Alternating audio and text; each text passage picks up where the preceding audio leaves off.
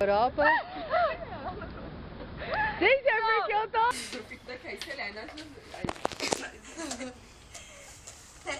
Iremos mostrar acontecimentos...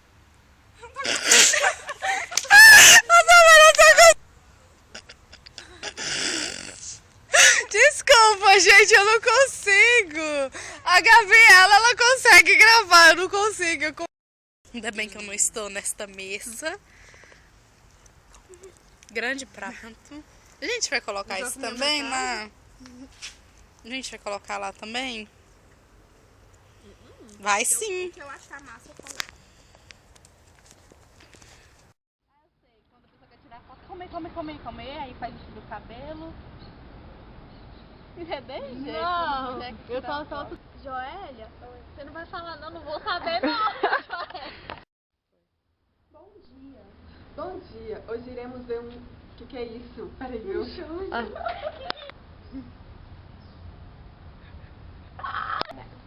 Pode parar aí. Não? Bom dia. Bom dia, hoje iremos ver um show de atrações. Iremos mostrar acontecimentos daquela época. Está começando mais um Fantástico Especial.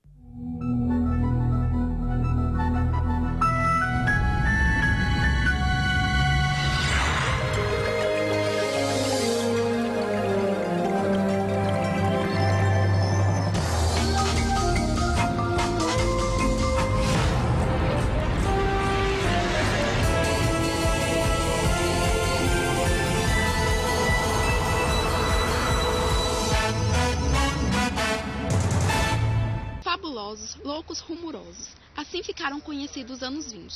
Com o fim da Primeira Guerra Mundial em 1918, uma onda de otimismo passou a tomar conta do mundo.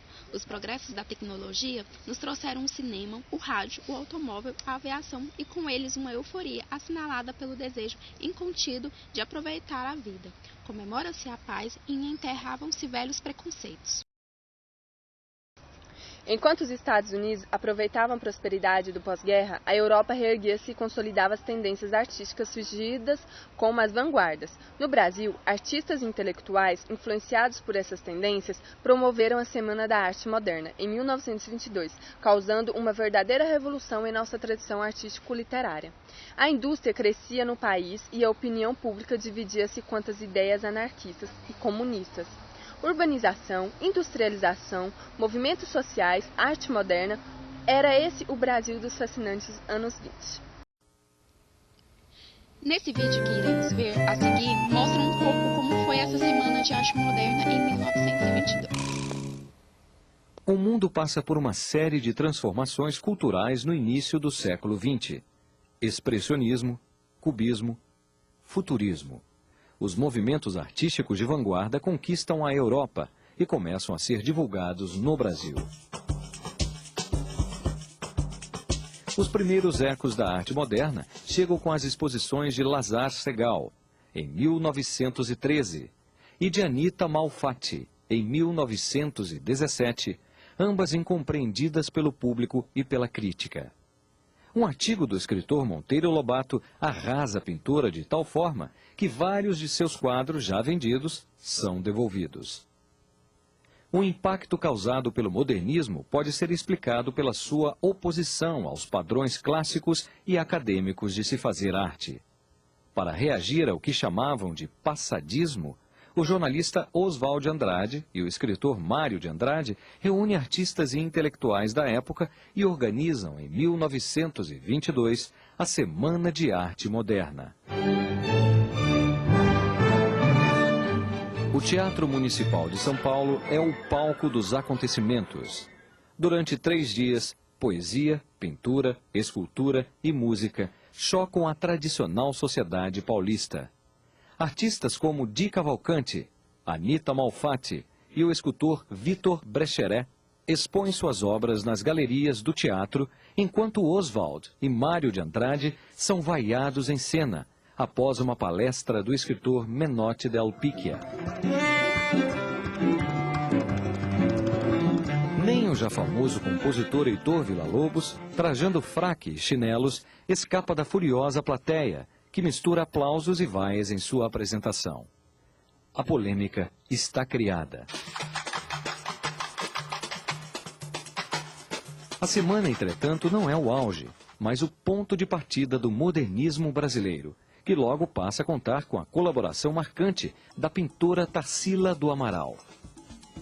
Só a antropofagia nos une, socialmente, economicamente e filosoficamente. O Manifesto Antropofágico de Oswald de Andrade é possivelmente o desdobramento mais interessante do modernismo, ao propor que a nossa cultura devore criticamente as influências externas e redescubra a realidade brasileira. O país já não é mais o mesmo. Em meados do século XIX, as áreas desocupadas do sul do Brasil e o crescimento da lavoura de café atraíram a mão de obra estrangeira, principalmente europeia, que estavam à procura de melhores condições de vida e de trabalho. A imigração então iniciada iria ter enorme importância na história econômica, política e cultural brasileira. Para cá vieram italianos, portugueses, espanhóis, alemães, austríacos, russos.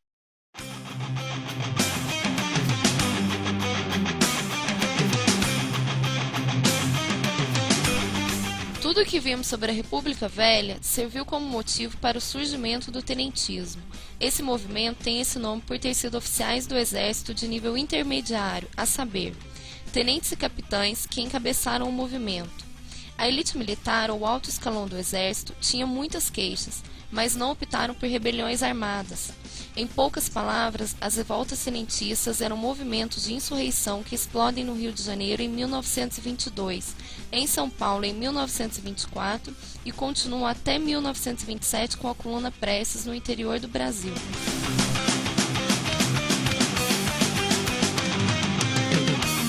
Detalhe, o tenentismo não tinha um ideal formado. Não era fascista, não era liberal, nem anarquista e muito menos comunista.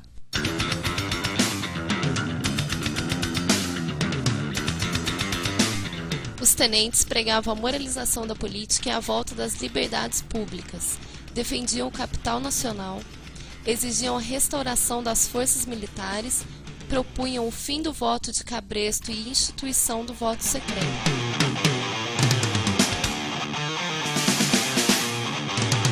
Também opunham ao coronelismo, queriam criação de uma justiça eleitoral autônoma e honesta, fim da corrupção. Pregavam o nacionalismo econômico, visto também que nossa economia estava amarrada politicamente ao café, que por sua vez dependia do capital estrangeiro em muitas situações, e desejavam também reformas à educação pública. Lutaram veemente pela renúncia do presidente Arthur Bernardes.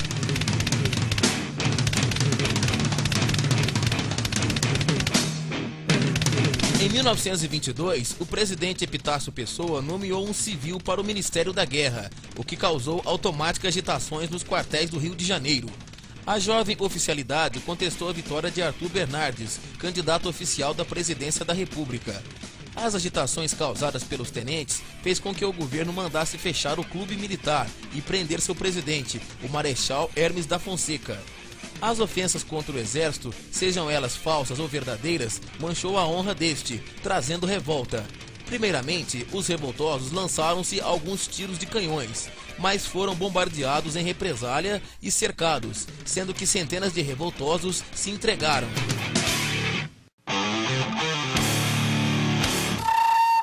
Em 5 de julho de 1922, no Rio de Janeiro, parte da guarnição do Forte de Copacabana rebelou-se, a saber, 18 tenentes com uma tropa de 300 homens. Queriam não apenas chamar atenção sobre suas reivindicações, mas também agir contra o governo e impedir a posse do governo Arthur Bernardes. Na realidade, os revoltosos foram bombardeados pelo mar, terra e por aviões. Isso depois que esse grupo saiu para a praia de Copacabana. O governo mandou bombardear o forte e decretou estado de sítio. Apesar do governo ter pressionado os rebeldes militares a abandonarem as dependências, os tenentes não abandonaram a causa, havendo violenta repressão.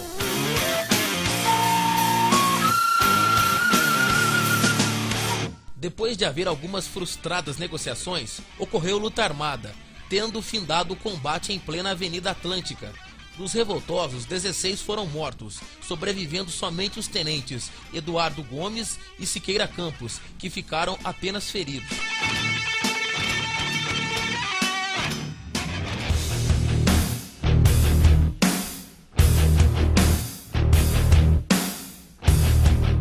5 de julho de 1924, em São Paulo, ocorreu uma nova rebelião militar.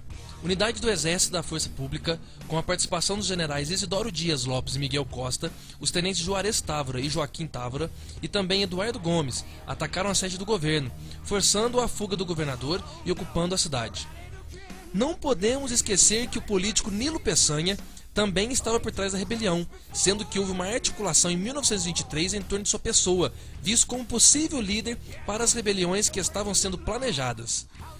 A revolta de 1924 foi a mais violenta revolta tenentista dos anos 20. A data de 5 de julho foi escolhida para o ataque em homenagem ao primeiro ataque tenentista ocorrido em 1922. Com uma tropa de aproximadamente 1.000 homens, os revolucionários militares tomaram os principais lugares da cidade de São Paulo. Diversas batalhas foram travadas entre o governo e os rebeldes. Porém, a rebelião não teve somente lutas militares, mas lojas e armazéns foram saqueadas e depredados, pois faltaram gêneros alimentícios. Apesar desse problema, os líderes dos revoltosos procuraram fazer acordo com o prefeito e o presidente da associação comercial para tentar assegurar o abastecimento aos militantes e para voltar à normalidade no cotidiano dos paulistanos. O governo entrou em batalha com os revoltosos com todo o ímpeto. Houve muitos estragos materiais.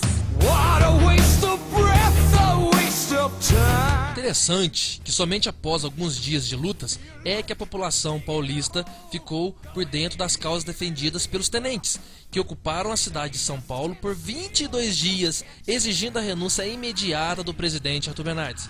As reivindicações dos tenentes em 1924 são as mesmas do ocorrido no 18 Forte Copacabana no ano de 1922.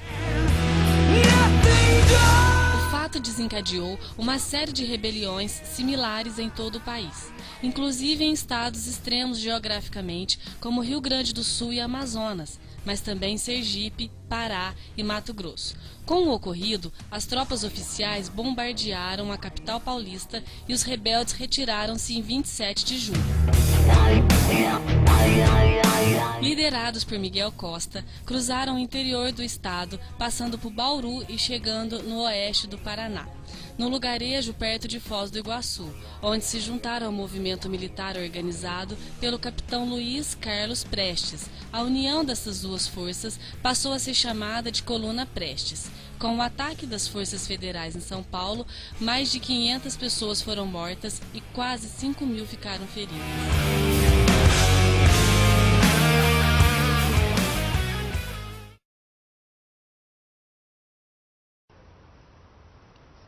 Tenentismo foi o nome dado à série de rebeliões de jovens tenentes do Exército Brasileiro no início da década de 1920, descontentes com a situação política do Brasil. Eles propunham reformas na estrutura de poder do país, entre as quais se destacam o fim do voto de cabresto e instituição do voto secreto e a reforma na educação política. O tenentismo passa a partir da Aliança Liberal em 1930, com exceção de Luiz Carlos Prestes. A aliança pregava a justiça trabalhista, o voto secreto e o voto feminino. O tenentismo, em sua grande maioria, apoiou este movimento e, depois da vitória e posse de Getúlio Vargas, vários tenentes se tornaram interventores.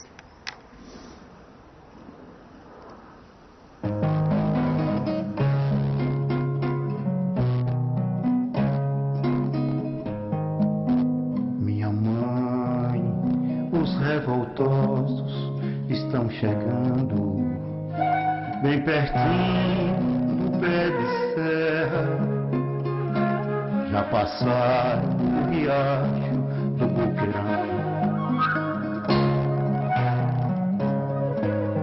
Arrume minha malota, bote o meu galopim da minha primeira comunhão. Camisa, outro mundo, a minha gaiola e o meu azulão. A minha gaiola com o meu azulão. A minha gaiola com o meu azulão.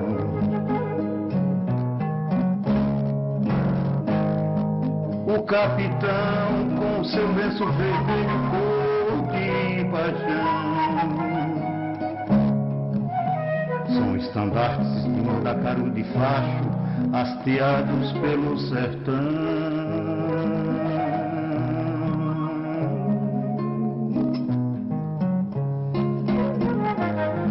Minha mãe, eu vou embora, eu vou fazer a revolução. Minha mãe, eu vou embora, eu vou fazer a revolução.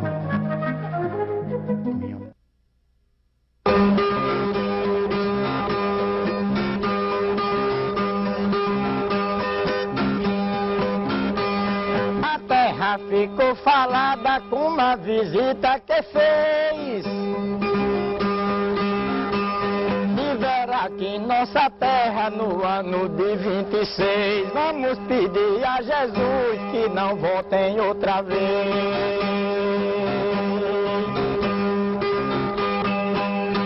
Chegaram lá pelo pé de serra, eu lhe digo com tal dedicação, e de lá já vieram a Riachão, minha palavra que eu falo nada erra, e o povo que ali não se encerra, todo mundo escutavam com cuidado. Animais ele queria andar montado, eu lhe digo com tal bem garantia, visitando aqui minha Bahia, no despé de martelo galopado.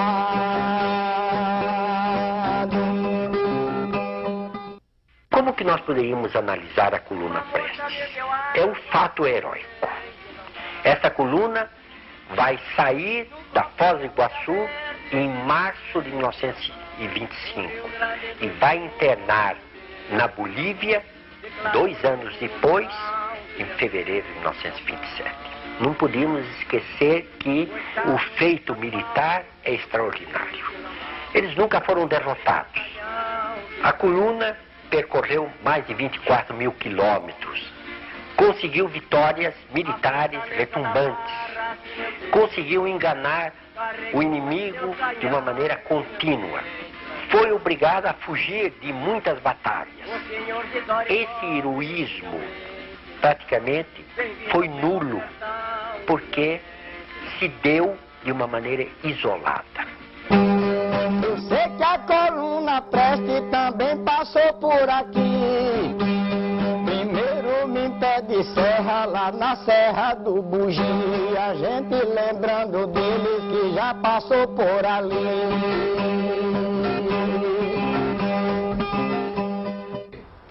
Todos me pegaram no pé da serra.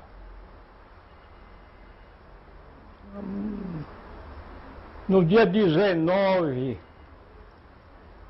No dia de domingo, dia 20, nós entramos no Riachão. 20 de junho de 1926. Chegaram no Riachão, abriram a cadeia, soltaram um preso por nome Otávio. Pegaram um sargento, carregaram. Uns viajaram e outros ficaram, dormiram ainda no Riachão. Foi um dia de domingo, tinha uma missa do pé de serra e ele prontou para ir, que ele tinha uma mulher muito boa, prontou para ir para a missa do pé de serra. Quando chegou em meio de caminho, encontrou esse sobrinho dele, mas o sobrinho dele era mentiroso, não quero falar, já morreu. Deus perdoe esse ministério. Disse que não vá não, que a revolta tomou o pé de serra, está cheio de revoltosos. Narciso, isso é mentira. Isso não é mentira não, com coisa. Aí veio um rapaz, já vinha corrido, disse, seu Doro pode sair, embora, corra, para prender sua burra, botar no mato, mandar os meninos amarrar no mato, que é verdade, o pé de serra está cheio de revoltosos. Eles chegaram aqui na semana de São João. Dia de São João eles estavam aqui dentro de Riachão. Quando meu pai soube que eles estavam perto daqui, nos retirou. Retiramos da fazenda e fomos para dentro da Caatinga. levando quase tudo. Meu pai era carcereiro. Os revoltosos foram buscar meu pai em casa. E a gente correu tudo para de junto de meu pai. Aí eles levaram meu pai para o quartel. A gente ficava tudo na porta chorando, esperando ele. Quando chegou no quartel, soltaram o preso chamava Otávio. Eles disseram, no lugar que eles andavam, soltava o preso e botava o carcereiro no lugar. Aí o preso disse não, porque ele era um pai para mim, muito bom. Deixei ele solto. Aquilo ninguém tinha certeza, diziam que era 3.000, mas ninguém sabia certeza daquilo, né? Quando aqui alguém passou, o povo ficou assombrado. Deram voltas no sertão, sempre em animal montado. Se gente duvidasse, seria mais sequestrar. Bom, iremos agora para um rápido intervalo. Não saia daí. No próximo bloco, teremos mais informações sobre os fascinantes anos 20. Tomou seu Todd hoje, todo mundo vai tomar. Tomou seu Todd hoje, todo mundo vai tomar. Todd é gostoso porque fica econômico. Todd é gostoso porque fica econômico. Vou tomar gostoso que está. Vou tomar gostoso que está. Tomou seu Todd hoje? Todo mundo vai tomar. Todd contém porque contém mesmo. Todd contém tudo que os homens, mulheres e crianças necessitam para ter novas forças, vigor, energia e rapidez mental. Todd é gostoso porque fica econômico. Todd é gostoso porque fica econômico. Vou tomar gostoso que está. Vou tomar gostoso que está. Todd é gostoso. Todd fortifica. Todd é econômico. Todd é único. Todd não tem nem pode ter similares. Todd, qualidade, qualidade, qualidade comprovada. Estamos de volta e agora vamos falar sobre a agricultura e a industrialização. A industrialização. Enquanto o Brasil foi colônia de Portugal em 1500 a 1822, não houve desenvolvimento industrial em nosso país. A metrópole proibiu o estabelecimento de fábricas em nosso território, para que os brasileiros consumissem os produtos manufaturados portugueses. Mesmo com a chegada da família real em 1808 e a abertura dos portos às nações amigas, o Brasil continuou dependente do exterior, porém a partir desse momento dos produtores ingleses. Começo da industrialização, foi somente no final do século XIX que começou o desenvolvimento industrial do Brasil. Muitos confeitores passaram a investir parte dos lucros obtidos com a exportação do café no estabelecimento de indústrias, principalmente em São Paulo e Rio de Janeiro. Eram fábricas de tecidos, calçados e outros produtos de fabricação mais simples. A mão de obra usada nessa fábrica era, na maioria, formada por imigrantes italianos. Era Vargas e desenvolvimento industrial. Foi durante o primeiro governo de Getúlio Vargas, em 1930 e 1945, que a indústria brasileira ganhou um grande impulso. Vargas teve como objetivo principal efetivar a industrialização do país, privilegiando as indústrias nacionais, para não deixar o Brasil cair na dependência externa. Com leis voltadas para a regulamentação nacionais do mercado de trabalho, medidas protecionistas e investimentos em infraestruturas, a indústria nacional cresceu significativamente na década de 1930 e 1940. Porém, esse desenvolvimento continuou restrito aos grandes centros urbanos na região sudeste, provocando uma grande disparidade regional. Durante esse período, a indústria também se beneficiou com o final da Segunda Guerra Mundial, em 1939 a 1945, pois os europeus estavam com suas indústrias arrasadas, necessitando importar produtos industrializados de outros países, entre eles o Brasil. A agricultura. No início do século XX, a partir de 1920, surgiram as primeiras correntes alternativas ao modelo industrial ou convencional da agricultura, como a agricultura biodinâmica, a agricultura orgânica, a agricultura biológica, a agricultura natural e outros igualmente importantes que surgiram posteriormente. Nos anos 70, o conjunto das correntes vista anteriormente passou a ser chamado de agricultura alternativa. Este termo reúne as correntes que se diferenciavam da agricultura convencional, ou seja, o padrão predominante da agricultura na época conhecido como Revolução Verde.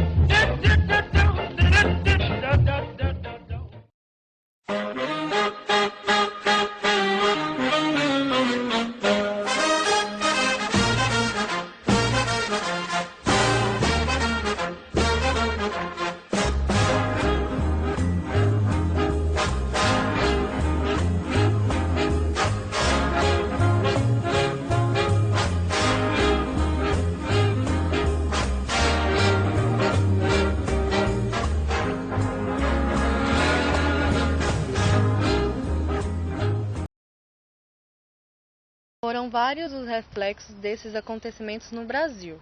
As duas guerras mundiais dificultaram as importações e reduziram o comércio internacional. A crise de 1929 fez cair abruptamente os ingressos de divisas estrangeiras devido a quedas nas exportações.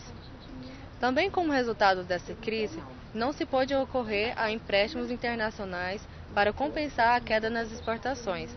Ao contrário, o que se viu foi uma fortíssima fuga de capitais estrangeiros. O governo viu-se sem acesso a divisas externas com que pudesse realizar seus pagamentos internacionais, incluindo os relativos à dívida externa. A partir dos anos 30, consolidou-se a transição em que o eixo da acumulação de capital no Brasil deixou de ser a produção agrícola para exportação e passou a ser da industrialização voltada para o mercado interno. Foi também nos anos 20 que nós, mulheres, conquistamos aqui no Brasil o direito de eleger representantes políticos. Veja agora a reportagem de Maiane Martins falando sobre o voto feminino no Brasil. O voto feminino no Brasil. A luta mundial dos movimentos feministas inclui em seus registros o nome da cidade de Mossoró, no estado do Rio Grande do Norte. Em 1928, esse estado nordestino era governado por Juvenal Lamartine, a quem coube de autorizar o voto da mulher em eleições, o que não era permitido no Brasil. Logo após a proclamação da República, o governo provisório convocou eleições para uma Assembleia Constituinte. Na ocasião, uma mulher conseguiu o alistamento eleitoral, invocando a legislação imperial, a Lei Saraiva, que determinava direito de voto a qualquer cidadão que tivesse uma renda mínima de 2.000 réis. A primeira eleitora do país foi a potiguar Celina Guimarães Viana, que invocou o artigo 17 da Lei Eleitoral do Rio Grande do Norte, de 1926. No Rio Grande do Norte poderão votar e ser votados, sem distinção de sexo, todos os cidadãos que reunirem as condições exigidas por lei. Em 25 de novembro de 1927, ela deu entrada numa petição requerendo sua inclusão no rol de eleitores do município. Após Celina Guimarães Viana ter conseguido seu título eleitoral, um grande movimento nacional levou mulheres de diversas cidades do Rio Grande do Norte e de mais outros 9 estados da federação a fazerem a mesma coisa. Cumpre citar igualmente o pioneirismo da estudante de direito mineira Nieta Santiago. Mineira, educada na Europa com 20 anos, retornou do velho mundo e descobriu em 1928 que o voto das mulheres contrariava o artigo 70 da Constituição brasileira.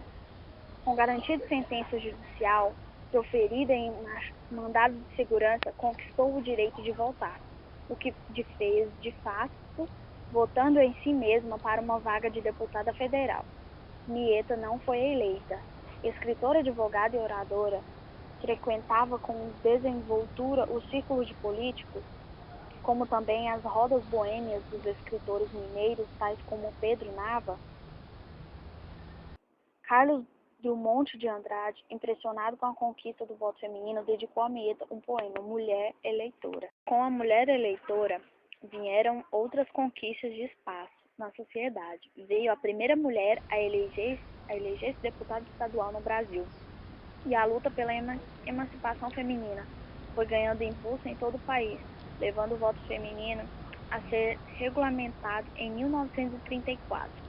O episódio tem importância mundial, pois mais de uma centena de países ainda não permitiam à mulher o direito de voto. Os primeiros exemplos de organização de mulheres nos vieram das regiões Norte e Nordeste, no final do século XIX. Também digna de voto foi a entidade criada em 1906, no Rio de Janeiro. Era a Associação Beneficente, Funerária e Religiosa Israelita, constituída por prostitutas de origem judaica, que administravam e organizavam por mais de 80 anos, prestando assistência social a essas mulheres esquecidas pelo Estado e discriminadas pela comunidade judaica. Na mesma época, Leoninda Daltro e outras feministas, entre elas a escritora Gilca Machado, fundaram na então capital federal, o Partido Republicano Feminino, cujo objetivo era promover a cooperação entre as mulheres na defesa de causas que fomentassem o processo do país. O surgimento da era do cinema. O cinema surge no final do século XIX, inicialmente apenas como um mecanismo técnico capaz de registrar a vida cotidiana. As experiências dos irmãos Lumière, a partir de 1895, na forma de fotografia em movimento, visava registrar os grandes eventos sociais. Em 28 de dezembro de 1895, inaugura a primeira sessão com a projeção de A Saída dos Operários da Fábrica Lumière no Grand Café em Paris. No início do século XX, os filmes passaram a adquirir pretensões artísticas já narrando pequenas histórias. No longo período do cinema mudo, a música não estava integrada às películas. No entanto, nas salas de cinema eram executadas ao vivo por pianistas que acompanhavam as ações dos personagens e a captura da realidade em movimento. Os filmes mudos conseguiram, assim, a notoriedade necessária para escrever-se no mundo das artes. E iniciou-se um processo de deslocamento do foco do cinema para os Estados Unidos. Charlie Chaplin criou um estilo único de representação e se tornou ícone no cinema mudo. Loucos anos 20. A década de 20 consolida a indústria cinematográfica americana e os grandes gêneros. O western, também popularizado sob os termos filmes de cowboys ou filmes de faroeste. No gênero policial, os argumentos quase sempre envolveram crimes e criminosos, policiais e detetives, particulares, gangsters e ladrões. No musical, a narrativa é apoiada em um conjunto de músicas coreografadas. Em 1927, o cantor Al Johnson estreia Cantores de Jazz e inaugura a Era do Som. A comédia recorre intensivamente ao humor.